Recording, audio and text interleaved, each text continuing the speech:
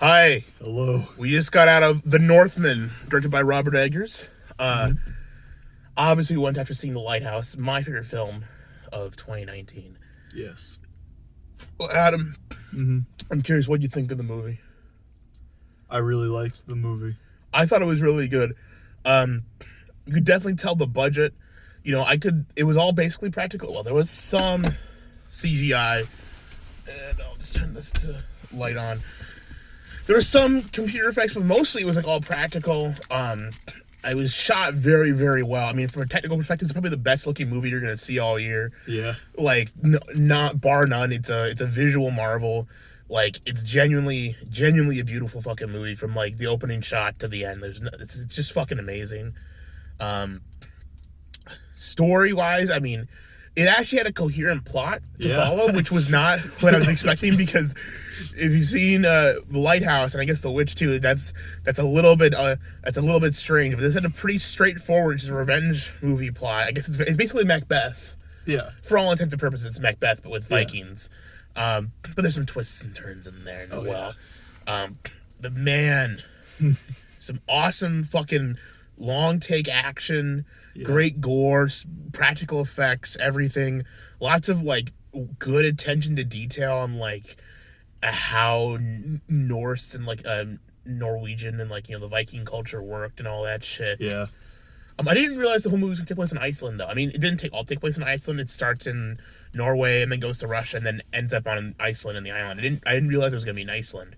But Iceland's a fucking amazing country. Like, there's some fucking great shots of Iceland. Oh, yeah. I remember, like, you have this practical joke that you do with me during the movie where you go, Adam, don't look, they're kissing.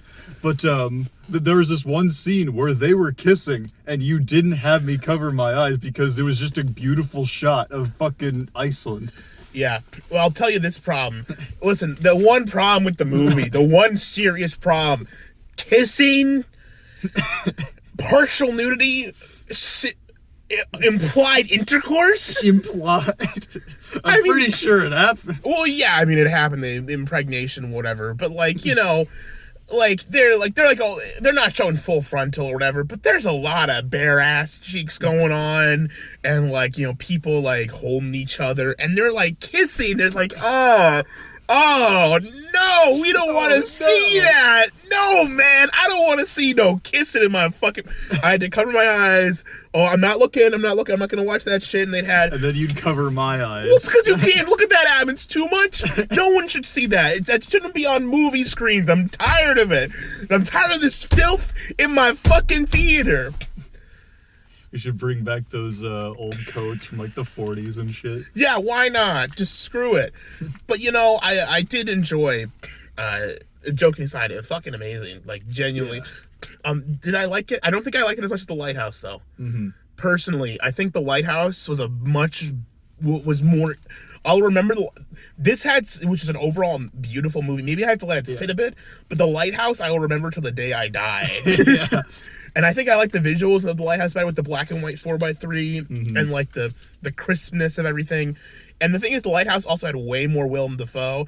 Willem Dafoe was a jester in this movie, which sounds like a classical court jester of a fucking Viking, which is the perfect role to give this man. Yes. And they kill him. They kill him so early. He only is in the movie for a couple of scenes, but he's awesome. He's really, really fucking great in the movie.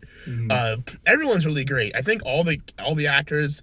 What do you think? Was Anya Taylor? Was Ayla Mao-Joy? Was she good in the movie Alien Eyes? It was all right. I thought she was okay. Yeah. I'm not gonna go around and pretend like, oh, she's terrible. Women suck. Which, I mean, yeah, but she was good in her role. It is weird seeing her with like the blonde eyes. Like, she's supposed to have like the super blonde like hair, but she has dark eyebrows. Maybe you could have done your eyebrows too for the role. I'm just saying you could have done it. Just saying, or maybe don't. I don't know. I get it. I guess she's famous, or whatever. So you guys. She looked pretty Swedish, and that was That's good. That's what they were going for. Well, she's Russian. Oh, right. I forgot. Yeah, she's Russian. Oh yeah, she's the they refer to her as the bitch Slav. Yeah, because she's a Slav. Because she's literally which is slave. I mean, Yeah. Slav slave. I mean, they show Russian slaves being Yeah. taken, which is a fucking that scene where the scene where they're storming that fort in Russia is so cool. It was so fucking Yeah. cool. There's like holding on him and like the Alexander Skarsgård. Which I forget what's his name in the movie. I know it sounds. I remember his name, but it's such a like a Norwegian name. Very Norwegian, hard to remember name. It's not that the name isn't memorable. It's just that it's just like the name is so like not English that I can't think of it as like a word. It's like Adam. It's like Atim or something like that. It's not Adam, but it's something like along those lines. But and there's all these talks of like the Slavic gods and the Christian gods and stuff. There's a lot of great stuff. There's a great imagery of Odin and the Valkyries and stuff that they show off, which are, there's shots of like the mythology going on. Yeah. Some cool, like, it's just like a great like hero story journey where like he's got to overcome the trials and like, The trials and tribulations, find the mythical sword, the mythical sword thing is interesting because it's like it's so root. The movie is very rooted in reality. It's not like a fantastical movie, but there are like small elements of fantasy, like the raven saving him and the blade being unable to be unsheathed because it can only be unsheathed at night and stuff. Like just cool little details that really make it come together. Music, I thought the music was good. I think like every step of the production, it's gonna be like the best like visual audio experience you're gonna have all year. Story was interesting and fun. Performance was interesting. I think the thing that it lacked compared to The Lighthouse, which had all those things as well. I mean, the last was Willem Dafoe. Willem Dafoe probably could have been in the movie more, honestly. Yes. And I'm not here to just be like, oh, Willem Dafoe, Twitter, Reddit, whatever. Like, unironically, he's a great actor, and he was great in the movie. And he's memorable. And like the second he started talking, I'm like, oh, I mean, I'm hooked in the movie. It's like I'm hooked. I'm sold. Bjork was the fucking witch, like the seer person, the fate person. She was okay. She was definitely there. Her opponent was to be creepy. It's a shame that Bjork's stalker is dead. Otherwise, he would have loved this movie. Who's the Bjork stalker? You don't know the Bjork stalker? No, I don't know these things. Fucking Google it when you get home. Okay. I'm not gonna. I actually don't have a good enough understanding of it to like spoon feed you. But essentially, there's a guy who stalked Bjork and like mailed like bombs to people and shit. Oh. Like he was like trying to mail her a bomb to blow her up. Like in Smiling Friends when like that the guy Little Bilbo gives the princess the bomb. That's that's like based off the Bjork stalker. Oh, it is. Yeah, it's like this basically verbatim. Like he tried to like mail a makeshift bomb to Bjork's house to kill her. Oh, I didn't know that. But she survived, and now we have her here in the Northman. Yes. Yeah. Just a great movie. Very good movie. Highly recommend. Go watch. Go support good films. I mean, I know some of you don't go to the movie theaters anymore, but I would recommend paying to see this. I don't think this movie is doing too well at the box office, from what I've heard, which is a shame. I hope it does well enough to make some of its money back, at least, and not like ruin Robert Eggers' career, because this is a big budget movie for him. Yeah. The rest of his movies have been very low budget, but they've accomplished a lot with a low budget. This one, he used every inch of that budget. I think this is like a $40 million movie. Yeah. And it looks like significantly better than any of the big budget movies you'll see. Like it looks like it's fucking beautiful. It's intense. It's action packed. Now that I know that, that's impressive. For 40, well, you have to remember, like The Lighthouse was done in like less than $10 million. Right.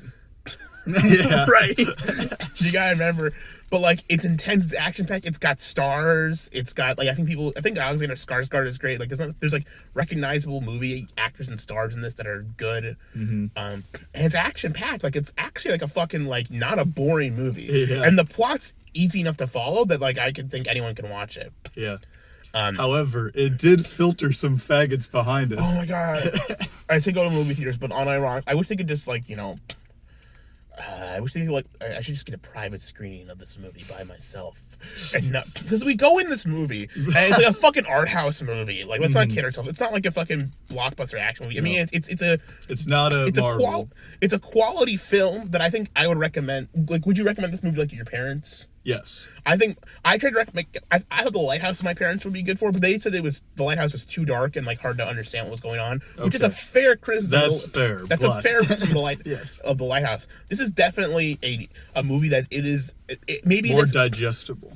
It's got a plot that is simple. Yes. which is not necessarily a bad thing. Its story is understandable. It doesn't have like a deep existential plot or story. It just is a movie with a understanding, but there's layers to it, and like, you know, meaning and symbolism and stuff behind it, and it's very good in that regard.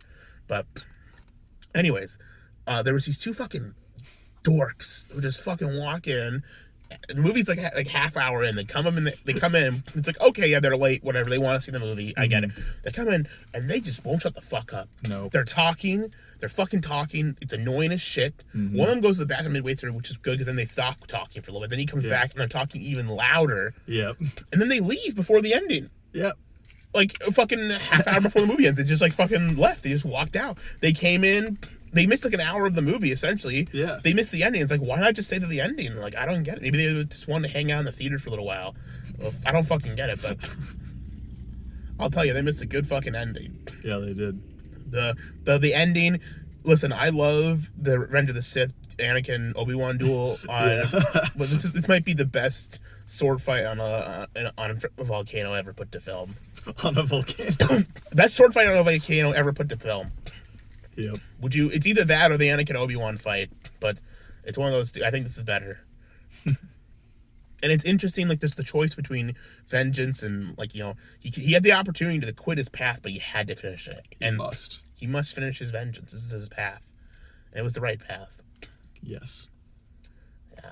Because not only did he succeed, but he succeeded in both ways. I guess so. I guess the message is that, you know, I mean, you fucking spoil. You know, go see the movie. Yeah. I don't want to spoil too much. Yeah. Wow, what's there to spoil? I mean, the movie's plot is so simple and it's so obvious what's going to happen. You really can't. Like, the ending is obvious that he will kill the uncle that betrayed him. But the important part is the journey. Like, you knowing what happens in the movie. I think they even tells you a lot what's going to happen in the movie at the beginning, because the future seer stuff, it explains this is what will happen in the movie. But it's about the experience. It's about the acting. How they get from point A to point B, point C, all that. It's enjoyable. It's an enjoyable movie to be watching, and he'll do this, but how? Well, it's just the how. It's interesting, and it's a visual, and I think like the story is secondary to everything else. The base plot, but the plot is good. It's interesting and enjoyable, but the plot is not as important to this movie as other movies, I think. Yeah. Because it's more of a visual stimulation experience where it's like you're there and you're, wow, this is fucking awesome. Yeah. And it looks awesome. This is a film. It's shot on digital, obviously. Yeah. But I think that's the only criticism. I think this movie might have looked better if it was shot on film. Like, I'm not sure if it was or wasn't shot on film. I don't know. But I'm guessing it looks like it was shot. It feels like it was shot on digital. Yeah. And I feel like this movie would have, if this movie was shot in like the 70s, and like had like 70s film cameras, it would look fucking, and had like, if the exact same visuals were being filmed by like 70s or like 80s film cameras, I think this movie would look better. Yeah. Unironically, I think like a film to capture, but it's a very unique look that they've captured for this, and it's very much its own. But you go see it. Go support real movies. Go to the movie theater and watch it, or wait till it comes out on digital and buy it or pirate it. I don't care. Watch the movie. I don't think one person going to the movie theater is going to save this movie. I think it probably is going to be doomed to fail the box office. I hope I'm wrong. I hope America pulls forward and gives money. But based on the attendance of this thing, I don't think that's the case. This movie might be a failure financially, but it doesn't matter because we have a great piece of art. Oh yes. And I hope Robert Eggers makes another movie. I hope he may not get another big budget movie for some time. I think he's planning to do a Nosferatu remake. It's still a plan. I think that's still in the works. I hope it still goes forward and that makes him money to continue to get. He's the kind of director, he doesn't need a big budget. You can give him a great script and he's a great, he'll come up with a great script. He's a master of scripting and directing. He doesn't need a big budget, but he got a big budget with this. Yeah. Relatively speaking, $40 million is a big budget for a fucking art house movie, essentially. But he used that to make the most action-packed art house movie of all time. Yes. Like, it's very action heavy, and there's a lot of great sword style combat. It's very realistic to the time, and it's very authentic to the time. I mean, the attention to detail on something like The Witch with like the accents and stuff. Imagine that was carried forward to, it's like the attention to detail of like the world of like The Witch or The Lighthouse, where like it feels like you're in that time period. It's that carried forward to a big action packed adventure story. Yes. Where like it feels like you are in this 800 AD Viking era, literally going experiencing this exact adventure. It's a fairy tale, but as if it's actually playing out in real life in front of you. Yeah. Well, there you go. Yeah, that's a good way to sum it up. So go see it. Go see it, faggots. Boom! Oh, you didn't stop it. I didn't stop it. You got any final words, Adam? No. Go see this movie. Yeah, go see it. Bye.